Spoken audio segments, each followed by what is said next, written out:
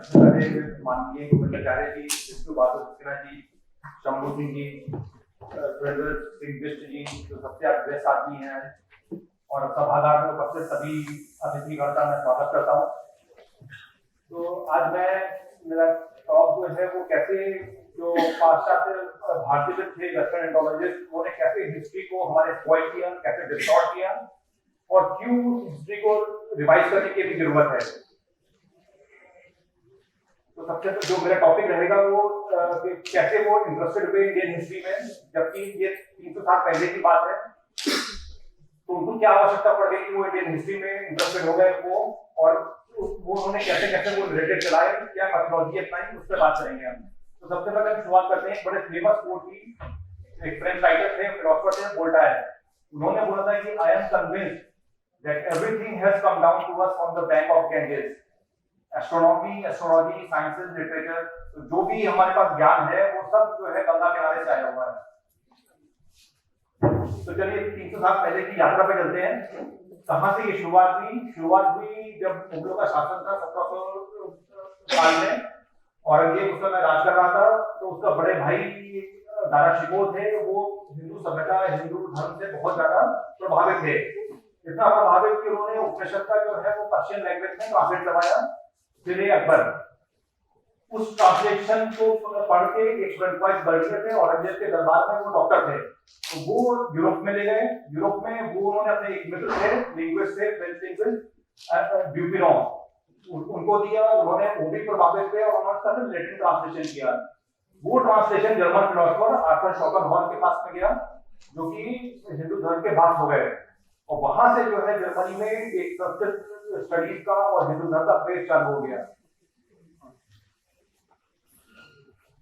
उपनिषद जो था अपने आप में पहले ग्रंथ थे यूरोप में, जो कि बिब्लिकल और मिडिल ईस्टर्न ग्रंथों से बिल्कुल अलग थे। जो उसकी जो ज्ञान था, जो उसका विजडम था, वो बिल्कुल जुदा था उन सब से। एक अनोखी कहानी थी, एक अनोखा जो है इसमें विजडम था इसमें। तो इस सब से जो है वो बहुत वहां पे क्रेज हुआ। उसके बाद जॉन हॉलवेल एक इंग्लिश एडमिनिस्ट्रेटर थे, उनकी बुक आई थी interesting historical events related to Bengal. वो भी बहुत पॉपुलर हुई। उसमें अंग्रेजों ने जो है जो उनका पर्सपेक्टिव था इंडियन हिस्ट्री के बारे में, उसमें लिखा गया। तत्पश्चात कालिदास की शकुंतला का विलियम जोन्स, जो कि उस समय सुप्रीम कोर्ट में जज थे कलकत्ता में, उन्होंने इसका ट्रांसलेट किया। वो भी बहुत पॉपुलर हुआ वहां पे। तो इस तरीके से ये सब घटनाएं हर दशक में होती गई और संस्कृत और हिंदू धर्म का जो है वहां पे बहुत पॉपुलर हो गया। अभी हम करते हैं उस समय यूरोप में क्या स्थिति थी। यूरोप जो था 17वीं सेंचुरी में, वो उस समय रिनाइसेंस की जो वहां पे हुआ था, तो वहां पे वो लोग अभी सेकुलर हो गए थे काफी। तो जो क्रिश्चियन जो उनका फंडामेंटलिस्ट था, जो क्रिश्चियन टेररिस्ट था, जो क्रिश्चियन ड्यूलिस्ट थे, वो खत्म हो चुका था। उन्होंने 3वीं और 4वीं शताब्दी में जैसे मुस्लिम्स ने यहाँ पे इंडिया में मंदिर तोड़े, वैसे ही क्रिश्चियंस ने भी तोड़े, उससे ज्यादा ही तोड़े। ना केवल मंदिर तोड़े, उन्होंने जो एंशिएंट नॉलेज सिस्टम थे उसको भी तोड़ के रख दिया, उसको सब नष्ट कर दिया। लिहाजा सिर्फ 10% जो पैगन सिस्टम था, नॉलेज सिस्टम, वही बचा हुआ है, बाकी सब कुछ खत्म हो गया। तो ये एक फोटो है ये पैल्मीरा की, जो आजकल सीरिया में है। ये 4th सेंचुरी में जो क्रिश्चियन थे, कॉन्फिडेंस ऑफ पोल, उनके जो रूलर्स थे, उन्होंने उस मंदिर का ये हाल कर दिया था। ये 1400 साल तक ऐसे ही खड़ा रहा। और 10 साल पहले आईएसआईएस जो मुस्लिम टेररिस्ट ऑर्गेनाइजेशन थी, उसने इसको भी तबाह कर दिया उसको। तो अभी बिल्कुल भी नहीं है, सिर्फ ये पत्थर के जो है वो पत्थर पड़े गए हैं। तो ये ढांचा था वो भी खत्म हो गया। ये एक बड़ी पॉपुलर पेंटिंग है, वेटिकन में लगी हुई है ये, रोम में, जिसमें ये दिखाई गई कि कैसे क्रिश्चियंस ने जो है वो पैगन गॉडेस और गॉडेसेस के जो विग्रह थे, जो आइडल्स थे, उनको नष्ट किया और कहते वो जीसस की मूर्ति को वहां पे लगा दिया। लेकिन ये सब खत्म करने के बाद उन्होंने ग्रीक और रोमन फिलॉसफी को, रोमन सिविलाइजेशन को अपना एक बेस बनाया और उसी के ऊपर वो वेस्टर्न सिविलाइजेशन बिल्ड करी। और उस समय तक 17वीं सेंचुरी तक ब्रिटिश के पास अपना अंपायर था, एशिया में, इंडिया में, अफ्रीका में। स्पेन और पोर्तुगल के पास सेंट्रल अमेरिका और साउथ अमेरिका का अंपायर था। फ्रेंच के पास रिनाइसेंस था। इटली के पास अपना एंशिएंट रोमन अंपायर था। एक जर्मनी ही ऐसा था जिसके पास अपनी कोई आइडेंटिटी नहीं थी और वो अपनी आइडेंटिटी इन सबके बीच में खो जाता था। वो जो उसका एंशिएंट का इतिहास था वो भी ये बारबेरियन ट्राइब्स हैं और ये लोग सिर्फ लूटपाट करते रहे हैं, मारते मुड़ते रहे हैं ये, तो वो अपनी आइडेंटिटी थी। तभी उनको जो है आर्य देश के बारे में पता लगा और संस्कृत भाषा के बारे में पता लगा और उन्होंने पाया कि संस्कृत भाषा और जर्मन लैंग्वेज या यूरोपियन लैंग्वेजेस में बहुत कुछ सिमिलरिटी है। तो उन्होंने जो इंडियन यूरोपियन लैंग्वेजेस के शीर्ष पे जो है संस्कृत को रख दिया, जो कि वाकई में है भी। और अभी जब उन्होंने इंडिया के बारे में पढ़ा तो उन्होंने कहा कि इंडिया है romantic but primitive past, romantic है लेकिन वो असभ्य, उनका एक जो है अतीत है और उनको सभ्य बनाना जो है वो व्हाइट रेस का काम है, गोरों का काम है। उसको एक टर्म दिया गया व्हाइट मैन बर्डन, कि इनको हमें सभ्य करना है। तो अभी जो है वो अभी लेकिन इस सबसे क्या हुआ कि वो लोग संस्कृत तो पढ़ रहे थे, हिंदू धर्म के बारे में पढ़ रहे थे, लेकिन उनका जो एक बिब्लिकल फ्रेमवर्क था कि क्रिश्चियनिटी को वो टॉप पे रखेंगे, हिंदू धर्म को वो नीचे रखेंगे, जो भी कुछ है वो सब जो है क्रिश्चियनिटी है। संस्कृत एक बात अलग है, हिंदू धर्म एक बात अलग है। तो उसके चलते हुए उन्होंने संस्कृत का जो है वो तोड़ मरोड़ के ट्रांसलेशन, उसका अपना अलग इंटरप्रिटेशन शुरू किया उसका।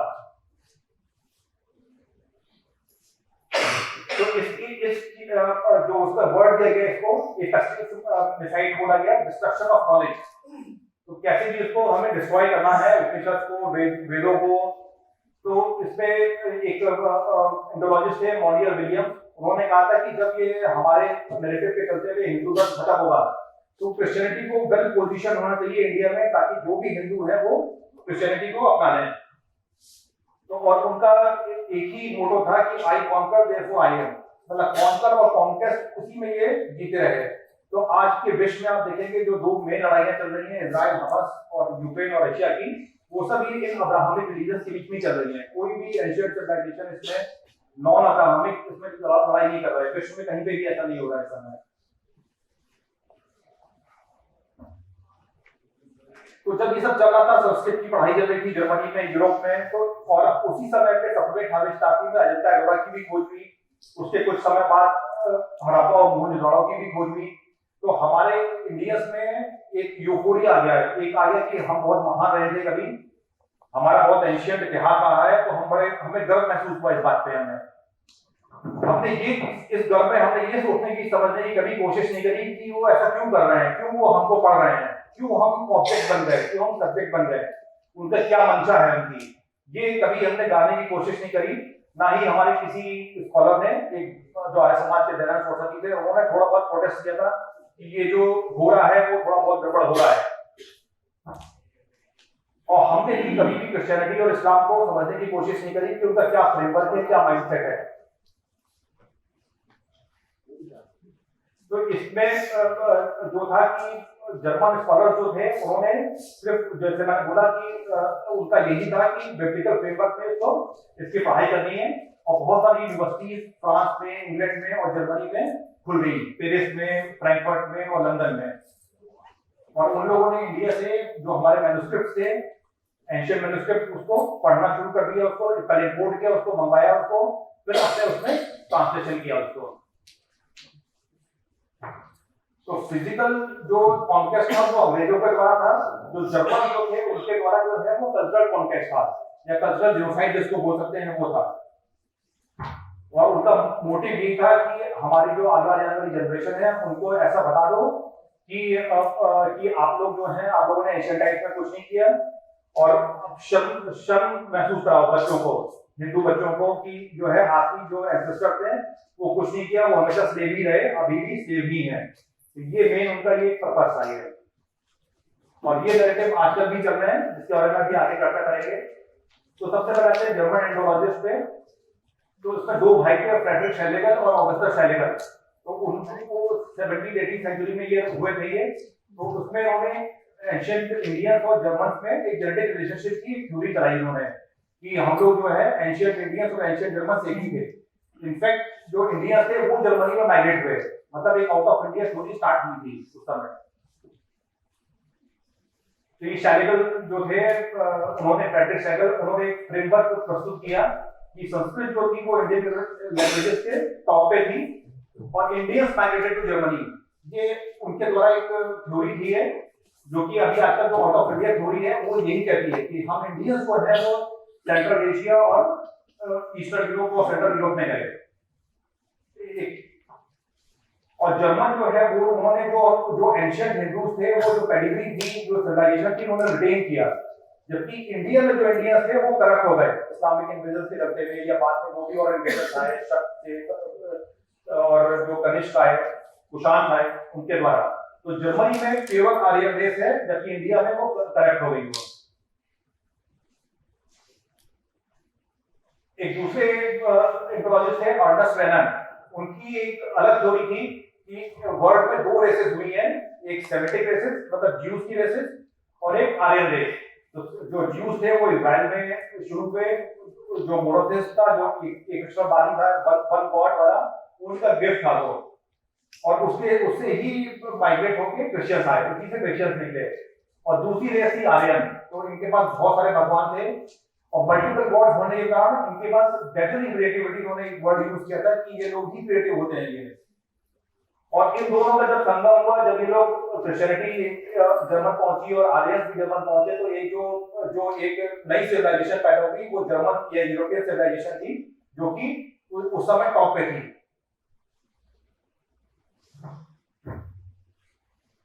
तो इन्होंने जो है वो इसको फ्रेमवर्क को जो है वो डिफरेंट स्टार्ट किया इन्होंने, कि एक आर्यन रेस थी इंडिया में और एक गाबर्डियन रेस थी। तो जब आर्यन, ये सब्सिक्वेंट है कि तब तक जो है आर्यन इन्वेजन थ्योरी भी आ चुकी थी, और उन्होंने बोला कि आर्यन आए और जो इंडस वैली सिविलाइजेशन में जो जहां इनहेबिटेंट्स थे वो गाबर्डियन थे बेसिकली, तो उन्होंने उनको मार के उनको साउथ में भगा दिया।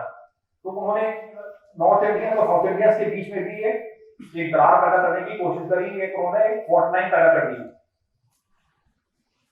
उन्होंने रामायण और महाभारत का भी जो है वो गलत इंटरप्रिटेशन किया, उसमें ये बोला कि ऑपरेशन और ऑपरेसिव की एक थीम रही है, जो रावण थे वो ऑपरेस थे राम के द्वारा, और राम जो थे ऑपरेशन थे। सिमिलरली महाभारत में भी ऑपरेशन ऑपरेसिव और ऑपरेस की एक थीम रही है, और ये दोनों थीम अंडरलाइन थीम है, ये हमेशा चलती रही है हिंदू कम्युनिटी में, हिंदू समाज में। तो इसका क्या रिजल्ट हुआ इसका?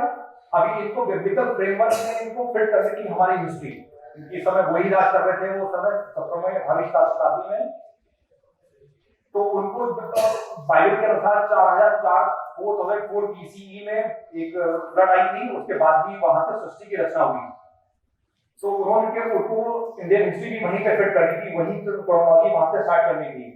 तो एक इंग्लिश इन्वेस्टर थे पार्लिटर, उन्होंने हर डायनेस्टी के हर किंग को ऑन एन एवरेज 14.48 ईयर दिए, जबकि पुराण जो हमारे हिस्टोरिकल टेक्स्ट हैं वो उसको 60 साल देते हैं। इस तरीके से उन्होंने हमारी हिस्ट्री को कंप्रेस करके रख दिया।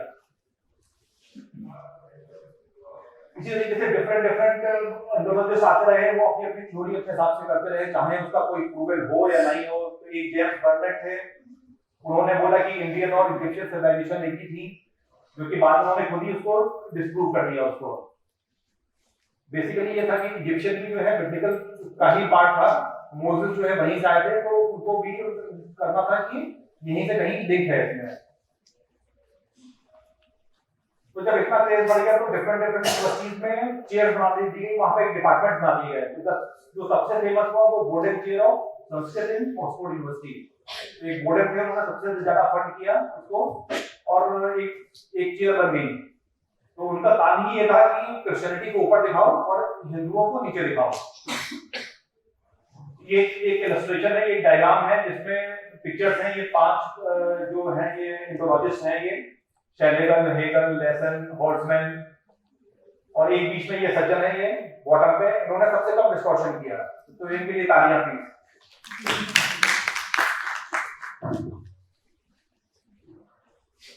तो जो डिस्ट्रक्टर इन चीफ, जो डिस्ट्रॉयर इन चीफ थे, वो थे विलियम जोन्स।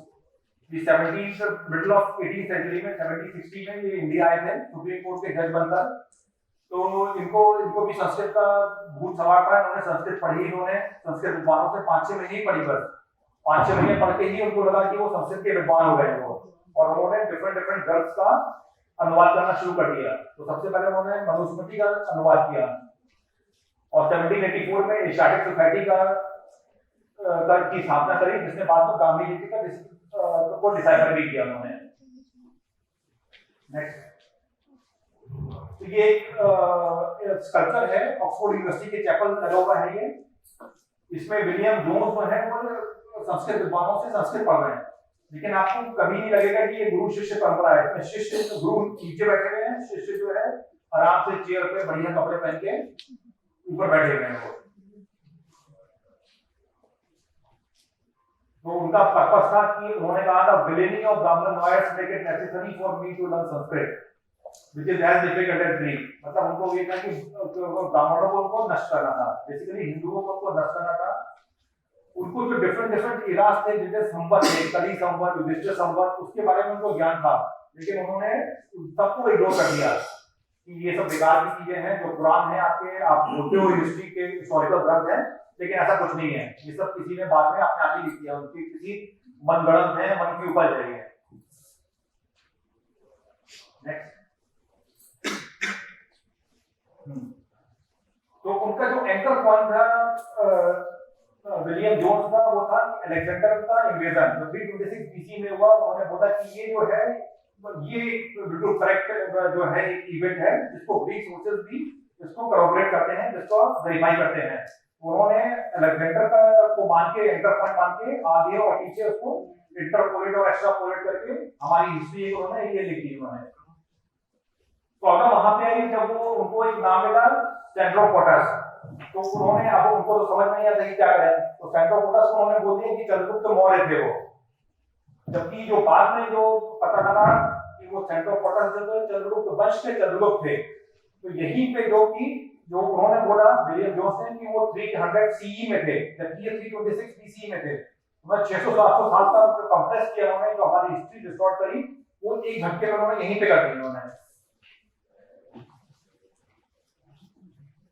आगे उन्होंने वही बिब्लिकल फ्रेमवर्क में किया। उन्होंने कहा कि क्रिश्चियन में भी प्रिजेव होते हैं, और फादर सन और होली स्पिरिट, और यहाँ पे भी ब्रह्मा विष्णु महेश है। तो संभव जो ब्रह्मा विष्णु महेश है वो भी ट्रिनिटी से निकले हुए हैं वो। और फिर जो नोह जो बाढ़ आई थी, तो जब वो नाव लेके आए तो उनके 3 सन थे, हैम, शैम एंड जपेत। तो हैम से जो है वो राम निकले हुए हैं, शैम से जो है अरेबिक्स निकले हुए हैं, जपेत से जो है वो क्रिश्चियंस निकले हुए हैं। तो इस तरीके की जरूर उन्होंने थ्योरी अपनी उन्होंने प्रस्तुत कर दी उसको, क्योंकि अभी वो लोग राज कर रहे थे, तो वो पॉपुलर व्यू में वही पढ़ाई जाने भी लगी उसको। बाइबल में एक राम करके आता है, एक कोई कैरेक्टर, तो उन्होंने बोला कि ये राम है, हिंदू के जो भगवान है हमारे, वो राम है। राम के बेटे जो पुत्र थे कुश थे, तो एक बाइबल में कुशा आता है, जो हैम के ग्रैंडसन थे, जो पौत्र थे। उन्होंने बोला ये दोनों भी कहीं कनेक्टेड होंगे, बहुत नाम मिल रहे हैं ये, तो ये दोनों एक होंगे। उन्होंने बोला कि बिल्कुल ठीक है, अभी पता लग गया कि ये लोग बाइबल से ही आए हुए हैं। तो यही था कि जो बिब्लिकल जो फ्रेमवर्क था ये, कि एक इंडिया में चले गए, एक अफ्रीका में चले गए, एक ब्लैक थे, एक ब्राउन थे, और दोनों में जो है वो स्लेवरी या कॉलोनिज्म जो है वो जस्टिफाइड है, क्योंकि ये इंफीरियर रेसेस थी है।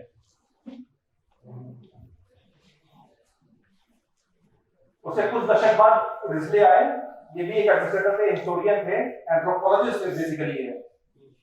तो इनको एक किताबें पढ़ रहे थे, तो इनको एक इंडेक्स मिला, नेसल इंडेक्स, जो उन्होंने नाक के आकार प्रकार से उन्होंने पाया। उन्होंने उसको एक नेसल इंडेक्स बोल दिया, या बेसिकली उसका पैरामीटर था नोजल लेंथ। तो जिसकी जितनी बड़ी नाक उतनी उसकी सुपीरियर रेस, जिसकी जितनी छोटी नाक या चपटी नाक वो इंफीरियर रेस। तो ये 7 तरीके की 8 तरीके की रेसेस में जो है उन्होंने पूरे वर्ल्ड को डिवाइड कर दिया। और उन्होंने इंडिया में भी ऐसे निकाल दिया कि कुछ मंगोलाइट रेसेस हैं, कुछ द्राविडियन है, कुछ आर्यन है। तो इस तरीके से जो नाक के बेसिस पे उन्होंने ये एक रेसेस भी फैला दिया इंडिया में भी, ये 7 रेस है, ये कोई एक कम्युनिटी नहीं है, ये सब अलग अलग हैं, बट एक जगह पे रह रहे हैं। तो इसी नेशनल इंडेक्स के बेस पे जो 1901 का जो सेंसस हुआ था, वो इसी के बेस पे हुआ, और इसी के बेस पे ही जो है उन्होंने कास्ट सिस्टम लेके आ गए। तो जो वर्ण सिस्टम था हमारा, उसको उन्होंने कास्ट सिस्टम में कन्वर्ट कर दिया। वर्ण सिस्टम बड़ा मोबाइल था, कास्ट एक प्लेटफॉर्म से दूसरे प्लेटफॉर्म पे जा सकती थी, अपर और लोअर दोनों में में जो मोबिलिटी थी वो पॉसिबल थी, बट आज जो है वो वाटर टाइप हो गया बिल्कुल वो, अब इसके बाहर जाना पॉसिबल नहीं था।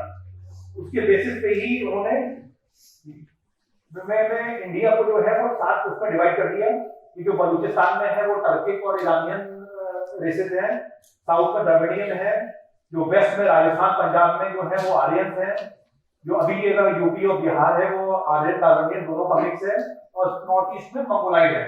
इस तरीके से उन्होंने 7-8 रेसेस को मिक्स करके एक मैप बना दिया उन्होंने। एक ये दूसरे आए जेम्स मिल, ये भी इंग्लिश एडमिनिस्ट्रेटर थे, ये उन्होंने एक किताब लिखी हिस्ट्री ऑफ ब्रिटिश इंडिया, जो कि बहुत पॉपुलर हुई, और जो भी सिविल सर्वेंट आते थे इंडिया में पहले उनको वो किताब पढ़ाई जाती थी कि आप पहले ये किताब पढ़िए, उस पर एग्जाम्स होते थे, और जब वो पूरे एंटी इंडिया जो इंडिया हेटर बन जाते थे तब उनको इंडिया भेजा जाता था, उन ब्रिटिशर्स को, उन एडमिनिस्ट्रेटर को। तो ये किताब बड़ी पॉपुलर हुई, ये कभी भी इंडिया नहीं आए, वहीं बैठ के इन्होंने 5-6 किताबों को मिक्स करके किताब लिखी, और जिसमें ये बताया कि ये बड़े गंदे लोग हैं, ये अगली हैं, इनके भगवान भी इनके 10 सर हैं, 4 भुजाएं हैं, 3-4 पैर हैं, इस तरीके से उन्होंने भाषाएं लिखी। और ये कम्युनिटी जो है ये फिट है कॉन्क्वेस्ट के लिए, इसको हमेशा एक कॉलोनी ही रहना चाहिए, इस तरीके से उन्होंने एक वो बना दिया।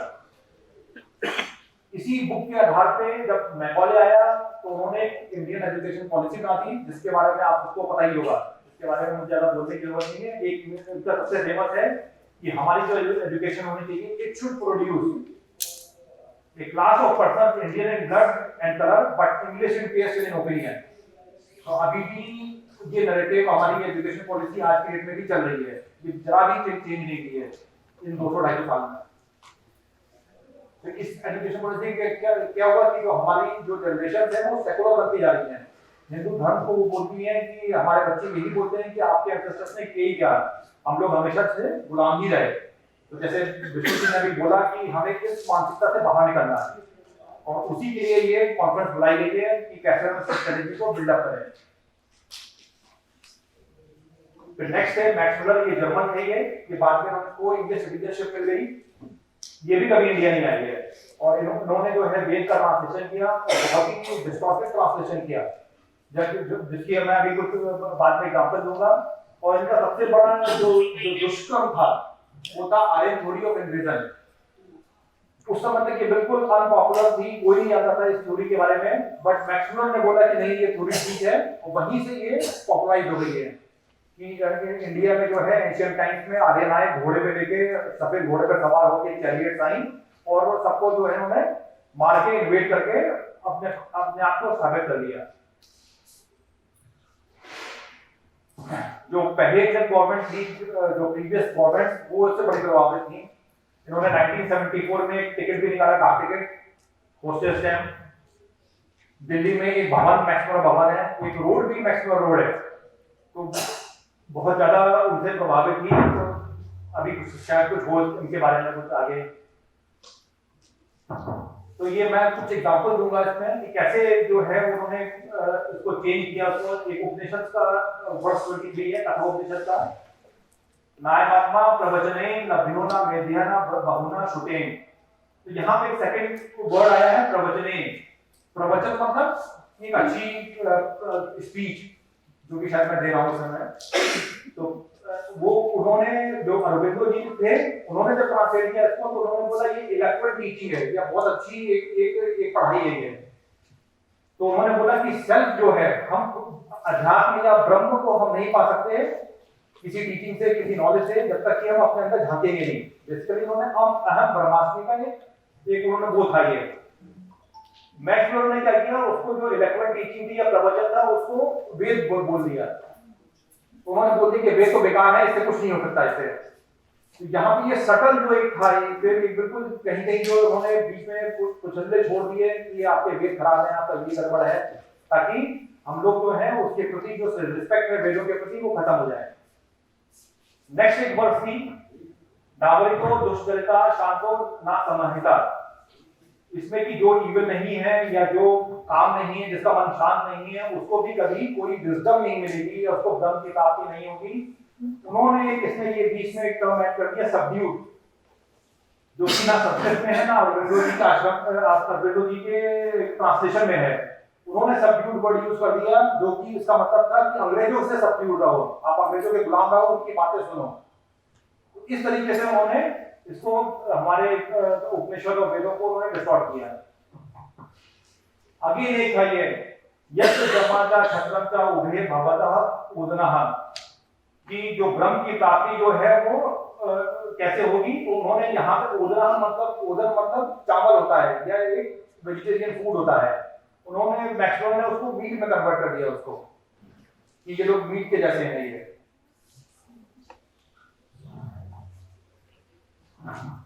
तो ये मैंने आर्टिकल में से एक लिया है ये कि कैसे गीता का लोगों ने रिकंस्ट्रक्शन किया, जब ट्रांसलेशन किया। गीता में लगभग 745 वर्सेस हैं, तो ये डिफरेंट इंडोलॉजिस्ट हैं, वेबसाइट आप देख सकते हैं। तो उनको जो मत में आया, उनके फ्रेमवर्क, उनकी थ्योरी में जो फिट होता था, वही वर्सेस उन्होंने ट्रांसलेट करी। तो आउट ऑफ 745 वर्ड्समैन दुनिया जो थे, उन्होंने 1893 में सिर्फ 164 वर्सेस जो है उन्होंने अपने ट्रांसलेशन में रखी। किसी ने सबसे लीस्ट होती 71 में थी जैकोबी के द्वारा। एक कुछ ज्यादा ही प्रभावित हो गए, वॉन सिम्पसन, ये डच थे, उन्होंने 745 को 991 कर दिया। उन्होंने अपने मन से भी कुछ वर्सेस लिख दी उन्होंने, ये बहुत ही महान थे ये। तो इस तरीके से आप देख सकते हैं कि कैसे हमारे ग्रंथों के साथ खिलवाड़ किया गया। अब यही खिलवाड़ वो कुरान या बाइबल से करके देख रहे हैं। फिर नेक्स्ट है रॉबर्ट कार्वेल। उन्होंने बोला कि सेम उन्होंने थ्योरी दी कि नॉर्थ इंडियन और साउथ इंडियन अलग अलग है, दो डिफरेंट रेसेस हैं, द्राविड़ अलग है, तुम लोग साथ में रह रहे हो, इस टाइप से। नेक्स्ट अल्बर्ट वेबर थे, उन्होंने भी यही बोला कि जो कृष्ण है वो बाइबल से ही निकले हुए हैं, उनका रंग भी जो है, जो फोटो है, जो ग्रंथ है उसमें ब्लूइश है, तो वो बेसिकली वो वाइट उसके थे और बाइबल से ही वो आए हैं। तो बंकिम चंद्र चटर्जी ने बोला कि जब इन्होंने संस्कृत पढ़ रहे होंगे तो वो भूकंप क्यों नहीं आया उस समय। तो it was an unfortunate moment for India. Germany जो उस समय ऐसा था, उसमें भी वहां पे भी प्रोटेस्ट हुए, इतना खास डिस्टॉर्शन था उसमें, इतना ज्यादा डिस्टॉर्शन था। अब ये क्लेम जो है कि उनकी मेथोडोलॉजी अच्छी है, हमारी खराब है, तो उन्होंने क्या तर्क दिए उन लोगों ने कि उनका एक साइंटिफिक मेथड है, उनका एक प्रॉपर मेथोडोलॉजी है, रिटन मेथोडोलॉजी है, उसी के अंतर्गत जो है वो काम कर रहे हैं। They are free from various prejudices, उनका बिल्कुल खुले मन से वो करते हैं, कोई उनके अंदर वो प्रेजुडिस नहीं है। हिस्ट्री में बिलीव करते हैं, वो हिस्ट्री से कर रहे हैं, तथ्यों से कर रहे हैं, एविडेंसेस के साथ कर रहे हैं। जबकि जो इंडिया से लिखा है उनको कोई सेंस ऑफ हिस्ट्री नहीं है, इन लोगों ने कोई हिस्ट्री लिखनी ही नहीं आती थी, उनको अभी भी कोई समझ नहीं है। नेक्स्ट, तो जैसा कि मैंने बोला कि हमारे जो है थ्योलॉजी को हमें बड़ा कॉम्प्लेक्स कर दिया, और हमारे जितने भी हिस्टोरिकल टेक्स्ट है, जो महाभारत रामायण, उनको मिथोलॉजी का नाम दे दिया। तो आज भी ये टर्म बड़ा पॉपुलर है कि ये मिथोलॉजी है, मिथोलॉजी कभी हुए नहीं। उनके जो इस्लाम के और क्रिश्चियन के जो भी हैं वो सब हिस्टोरिकल हैं, वो एक्चुअल धरती का अवतरित हुए। बट हमारे जो हैं सबके सब मिथोलॉजी हैं, ये सब मनगढ़ंत कहानियां हैं। आर्यन एंड थ्योरी को उन्होंने सबसे ज्यादा पॉपुलराइज किया, और कास्ट सिस्टम को जो है वो उन्होंने एक अमली जामा पहना दिया। और ये दो चीजें जो है, कास्ट सिस्टम और आर्यन एंड थ्योरी, आज भी उतनी ही पॉपुलर है। कुरान को उन्होंने बोला कि कोई हिस्ट्री नहीं है, इसमें ना कोई ऑथर का नाम है, ना कोई डेट का नाम है, कब लिखी गई, किसने लिखी, हो सकता है 100 साल पहले ही लिखी होगी। जबकि 6 पुराण ऐसे हैं जो कि हिस्टोरिकल टेक्स्ट हैं, वायु, ब्रह्मांड, भगवत, भविष्य, मत्स्य एंड विष्णु। इनकी इसमें जो लिखा हुआ है वो Buddhist, Jain literature, epigraphy, archaeology, इससे जो है कोलैबोरेशन होता है, इससे वेरिफिकेशन है इसमें। उसके बाद भी जो है वो, तो यूरोपियंस ने क्रोनोलॉजी को फिट करनी थी, तो गुप्त वंश उन्होंने सिर्फ 149 ईयर दिए, आंध्र को जो सातवाहन थे वो 289, शुंग को 112, मौर्य को सिर्फ 137। तो इस टाइप से उन्होंने उसको कंप्रेस कर दिया उसको। जो हमारे एंकर पॉइंट्स हो सकते थे, युधिष्ठिर एरा जो 3138 में स्टार्ट हुआ था बीसीई में, आज से 5000 साल पहले, जब महाभारत वॉर का अंत हुआ था, 18 दिन के जब खत्म हो गया वॉर, उसके बाद युधिष्ठिर एरा चालू हुआ था। फिर कली एरा चालू हुआ 3108 में, जब श्री कृष्ण जी की मृत्यु हुई, और सप्तऋषि 3076 में जब युधिष्ठिर की मृत्यु हुई। बट विलियम जोन्स और मैक्सवेल दोनों इनके बारे में जानते थे कि ऐसा लिखा हुआ है, बट स्टिल जो है उन्होंने कोई उसको कॉग्निजेंस नहीं दिया, उन्होंने इग्नोर कर दिया उसको। ऐसा नहीं कि सारे के सारे इंडोलॉजिस्ट जो थे वेस्टर्न इंडोलॉजिस्ट स्पेशली कि वो सब गड़बड़ थे, कुछ कुछ रियली जो है वो इंडिया के लिए काम करते थे, उसके बारे में सोचते थे, एम्पैथी रखते थे। तो उसमें जो सर्वश्रेष्ठ थे वो ऑर्डन शोपेनहावर थे, वो वेरी अप्रिशिएटेड थे। वो उन्होंने उपनिषद के बारे में बोला था कि it is the most profitable and elevating read which is possible in the world. Provider थे ये इंग्लिश एडमिनिस्ट्रेटर थे, विलियम जोन्स के टाइम के थे, तो उन्होंने बोला था ये जो सेंटर ऑफ वाटर थे वो गुप्त जो थे, गुप्त वंश के वो हैं वो, बट इसको इनको इग्नोर कर दिया गया। अभी मॉडर्न टाइम्स में एक एडवर्ड सेड थे जिनकी 15-20 साल पहले ही उनकी मृत्यु हुई है। उनकी बड़ी फेमस बुक है, आप लोग चाहे तो पढ़िएगा, ओरिएंटलिज्म, 78 में थी ये लिखी थी। तो उन्होंने बोला कि ये जो इंडोलॉजिस्ट थे इनका एक ही पर्पस था, कॉलोनियल प्रोजेक्ट जिसको बोलते हैं, कॉलोनीज को बना के रखना, स्पेशली इंडिया की। और वो इंडोलॉजिस्ट आज भी विद्वान हैं, बट डिफरेंट रूप में। अभी भी उनकी वही गोरे रंग के हैं, उनका नेशनलिटी अभी चेंज हो गया है। पहले यूरोप में थे, फ्रैंकफर्ट में, लंदन में, पेरिस में। अभी वो बेसिकली हार्वर्ड में है, कोलंबिया में है और स्टैनफोर्ड में है, शिकागो में। तो ये 3-4 हैं ये जो शीट पे हैं। ये वेंडी डॉनिगर, सबने नाम सुना होगा, शेल्डन पोलक, ये सबटाज हैं इनके। शेल्डन पोलक को उन्होंने इतना डिस्टॉर्शन किया है कि कुछ कोई हिसाब नहीं है। इनको पद्मश्री भी मिली थी आई थिंक 2008 में। जयपुर लिटरेचर फेस्टिवल जो लेफ्टिस्ट का एक गढ़ है, उसमें ये 8-9 बार आ चुके हैं और हमेशा चीफ गेस्ट रहते हैं। नारायण मूर्ति जो इन्फोसिस के हैं, वो उन्होंने $5-6 मिलियन की इनको फंडिंग करी है कि हमारे जो टेक्स्ट हैं, हमारे उपनिषद को फिर से ट्रांसलेट करो। तो हमारी ही फंडिंग के द्वारा, हमारे ही पैसों से हम अब खुद का ही डिस्ट्रक्शन करवा रहे हैं। इसमें जो टॉक्सिक इन चीज है वो ऑलरेडी टुस्के हैं, जिनके बारे में कुछ भी बोला उन्होंने, औरंगजेब को बोल देगी इन्होंने मंदिर बनवाए थे उन्होंने। तो जो ये बोल सकता है तो उनके बारे में ज्यादा कहना, क्या कहें उनके बारे में। तो उन्होंने अभी ऐसा कर दिया कि हमारे बच्चे या हम खुद जो है जो ट्रांसलेशन पढ़ते हैं वेद का या ऋग्वेद और या उपनिषद का या पुराण का, तो उनके द्वारा जो ट्रांसलेट किया गया है वो पढ़ रहे हैं। मतलब क्या हुआ, क्या जरूरी हमारे ग्रंथ पहले यूरोप या अमेरिका गए, उन लोगों ने ट्रांसलेट किया अपने पर्सपेक्टिव से, अपने दृष्टिकोण से, और उसके बाद जो है फिर हम ही को पढ़ा रहे हैं। तो बेसिकली वो जो है anti Indian, anti Hindu lens है वो। और यहीं से वो हिंदू फोबिया भी चल रहा है, एंटी हिंदू जो कॉन्फ्रेंसेस हो रही हैं अमेरिका में, वो सब इसी नैरेटिव के चलते हुए हो रही हैं। तो शेल्डन पोलक को जो है वो अमेरिका में कम लोग जानते हैं, इंडिया में ज्यादा उनकी रिस्पेक्ट होती है।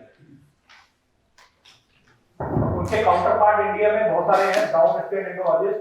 ये भी जो है बिल्कुल वाइट है बेसिकली सोचने में, जो मैं पहले बोला था, इरफान अली, गोविंदा थापर, देवदत्त पटनायक, रामचंद्र गुहा, ये बिल्कुल वैसे ही हैं। उनके काउंटर पार्ट हैं इंडिया में, जो वो बोलते हैं उसको वो एम्पलीफाई करते हैं यहाँ पे।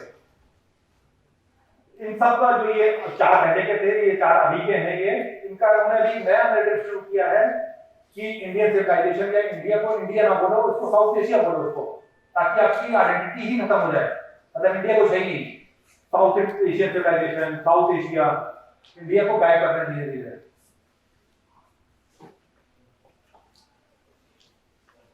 अभी ऐसा नैरेटिव है कि शेल्डन पोलक बोल रहे हैं कि जो होलोकॉस्ट हुआ जिसमें ज्यूज को मारा गया 1940 से लेकर 45 तक, लाखों ज्यूज को, वो भी जो उसकी प्रेरणा मिली थी, वो प्रेरणा जो है वो रामायण महाभारत से मिली। हिटलर को जो थी, और हिटलर के पहले जो उनके मेंटर्स रहे थे, उन्होंने रामायण महाभारत से ही सीखा कि कैसे ऑप्रेस किया जाता है माइनॉरिटीज को या जो इंटीरियर कम्युनिटीज हैं। तो उन्होंने बोला कि सबसे करते ही वो आइडिया उनके दिमाग में आया और वहीं से वो शुरू हुआ। तो ऐसे उन्होंने लेजिटिमाइज कर दिया। हमारे फॉस्टिंग को भी उन्होंने ऐसा उसको डिस्टॉर्ट कर दिया कि अमेरिका में आप उसको यूज नहीं कर सकते आप उसको। इन सब में आप लोगों को पता होगा जो कंजर्वेटिव एस्टिमेट है, पिछले 1300 साल में इस्लाम ने 6.9 करोड़ लोगों को मारा है पिछले 1300 साल में। ये कंजर्वेटिव एस्टिमेट है। क्रिश्चियनिटी ने कम से कम 10 करोड़ लोगों को मारा है पिछले 2000 साल में। तो ये जो इनका रिकॉर्ड है, इसको वो हमेशा प्ले डाउन करते हैं, इसको बोलते हैं कि अरे ये तो ऐसा हो गया, तो या वो कम्युनिटी ऐसी थी, वो सिविलाइजेशन ही ऐसी थी। और सारी की सारी सिविलाइजेशन जो उस समय थी, रोमन, ग्रीक, इजिप्शियन, अमेरिका में थी इनका माया, एशिया में थी जो मेसोपोटामियन थी, जो पारसी की ईरान में थी, वो सब सिविलाइजेशन बिल्कुल चकनाचूर हो गई। जो टर्किश में थी, लेवांट जो सिविलाइजेशन थी, वो सब खत्म हो गई। हो उसको उन्होंने बिल्कुल उसको दबा के रखते हैं कि ये तो ठीक है, हो गया, कहीं कुछ थोड़ा बहुत हुआ होगा। जबकि जो हमारे डिफेक्ट्स हैं, जो माइनर डिफेक्ट्स हैं, उसको भी वो एम्पलीफाई करते हैं। उसको वो इसलिए करते हैं कि जो एंशिएंट सभ्यता है उसमें हमारी ही सभ्यता बची हुई है अभी इस समय। बाकी जो जितने भी कंट्रीज हैं वो सब अधिकतर जो है मेजॉरिटी या तो क्रिश्चियन है या इस्लाम है। सिर्फ एक कंट्री या दो कंट्री हिंदू मेजॉरिटी में और 6 कंट्री बुद्धिस्ट मेजॉरिटी में है। अब हम ये कह सकते हैं पूर्व पक्ष करते हुए कि उनका तो काम ही था हमें दबाना, बट हमसे क्या गलतियां होगी ये भी जानना बड़ा जरूरी है। जब हम ये जानेंगे तभी हम उसका रिवीजन कर सकते हैं, तभी हम वे फॉरवर्ड कुछ हो सकता है। तो एटलीस्ट मिडिवल एरा में जो था कि हमने अपनी रिस्पॉन्सिबिलिटी जो धर्म के प्रति थी वो हम भूल गए उसको। हमने हमारी जो पांडुलिपियां थी, जो मैन्युस्क्रिप्ट्स थी, वो हमने उसको सही से प्रिजर्व नहीं किया। एक टाइम पे 3 करोड़ संस्कृत की पांडुलिपियां थी इंडिया में, या जो अखंड भारत था।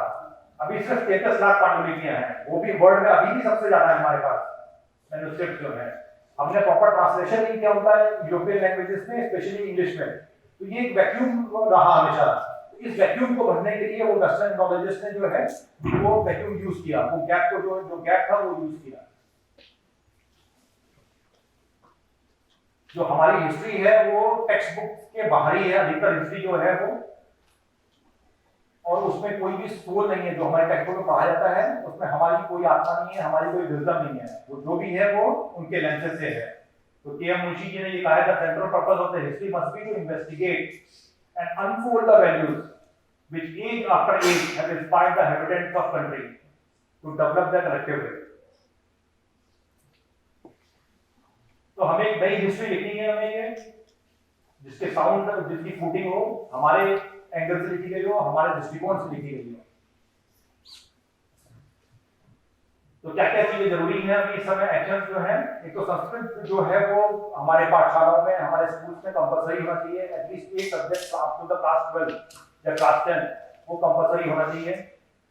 हमारे ग्रंथों को हमें अपनी लैंग्वेज में, अपने जो है संस्कृत में उसको पढ़ना चाहिए प्राइमरी सोर्सेज से, ना कि जो अंग्रेजों ने जो उसको ट्रांसलेट किया है। हमें अपनी जो स्पिरिचुअलिटी है, अपनी फिलॉसफी है, वो सब हमें दोबारा से हमें लेके आनी चाहिए, दोबारा से उसको ग्रहण करना चाहिए। यहाँ पे मैं कंपैरिजन करूंगा चाइना से। चाइना कैसे अपने सिविलाइजेशन को कंट्रोल कर रहा है। जो तो संस्कृत की जो आपने जैसे मैंने बताया, सब यूनिवर्सिटीज जो है अभी अमेरिका में है, पहले यूरोप में थी। चाइना में ऐसा नहीं है। जो मैंडरिन की जो मेन जो यूनिवर्सिटीज है वो चाइना में ही है, वही लोग कंट्रोल करते हैं उसको। तो किसी को भी पढ़ना हो तो वो चाइना जाता है। और हम लोग अगर संस्कृत पढ़ने हो, पीएचडी करनी हो, तो सब लोग हार्वर्ड जाते हैं और उसकी टिप्पणियां या टिप्पणियां या कमेंट्रीज लिखते हैं। बट चाइना जो है वो कंट्रोल करते हैं। उनकी मेथड हो गया, स्टाइल हो गया, स्टैंडर्ड हो गया, रूल्स हो गया, वो सब चाइना अपने आप में कंट्रोल कर रहा है। कभी भी उनके आपने नहीं सुना होगा कि जो वेस्टर्न चाइनोलॉजिस्ट वहां पे कोई बैठे हुए हैं, ये टर्म भी शायद कहीं पे नहीं है ये। तो ये चाइना जो है कैसे हमसे कर रहा है वो हमें सीखना है। जो हमारी गवर्नमेंट है या हमारे स्कॉलर्स हैं वो काफी कुछ सीख सकते हैं। जो करेक्ट क्रोनोलॉजी है जिसके बारे में हम आज शाम अभी तक चर्चा करेंगे, ये क्रोनोलॉजी है, इसके बारे में हम देखेंगे नेक्स्ट। तो जो भी हिस्टोरियन या क्रोनोलॉजिस्ट है या जो इंडोलॉजिस्ट है, he needs to love India. The first and primary जो क्वालिफिकेशन है, ही शुड लव इंडिया। तो तभी वो हमारे पर्सपेक्टिव से कुछ लिख सकते हैं। अभी जैसे जो शेल्डन पोलक है वो एम्बेसडर बन गए हैं हिंदू धर्म के या संस्कृत के, तो वो we have to stop that. We have to stop appointing our opponents as our ambassadors. तो द बैटल इज ऑन। उसकी हम स्ट्रेटजी आज बनाएंगे हम, और this is the battle we can not afford to lose. Next. तो धर्मो रक्षिता रक्षति रक्षिता। Next, thank you so much, thank you very much.